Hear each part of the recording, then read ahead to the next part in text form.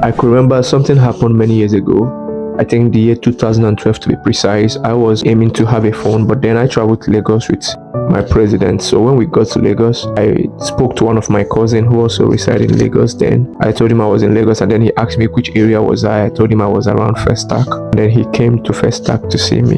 So when he saw me, he gave me some money. After he left, I told my president then that I wanted to use this money to get a phone. But then we checked out the phone, but the money was not enough to get the phone. My president was like, okay, no worries, I'm going to support you to get the phone. And he supported me, and we were able to buy the phone that day.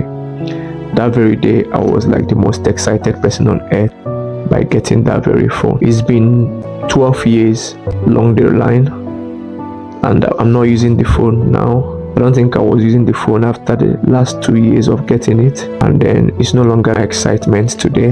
And that leads me to the question I wanted to ask you. By the time you achieve that very goal, that very dream, that very purpose, that very desire that you are having in front of you currently, the right question is, what next? By the time you build the house of your choice, ride the car of your choice, marry the person that you dreamt of, have the family of your choice, travel around the world, get the masters and the PhD you desired, the next question is, what next? When none of our desires will count, when none of our pursuits will count, when none of our vision will count, when our beauty will not count, when our money will not count, when the millions we stored and the properties we got all over the world, when they will not count, where our intellectuality, our reasoning will not count, where your achievement in the field of scholars will not count. Bible speaking in the book of 1 Corinthians 15 verse 19, it says, if only in this world that we have hope, then we are of all men most miserable.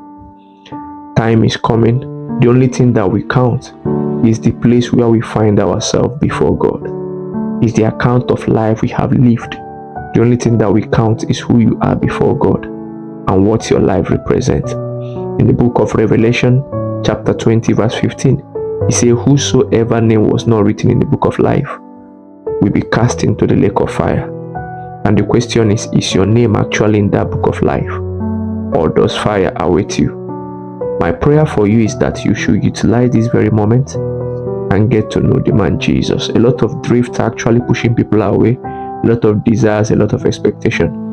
Even in the church, most of the motivations of Christians gathering before God is to be able to have this and have that.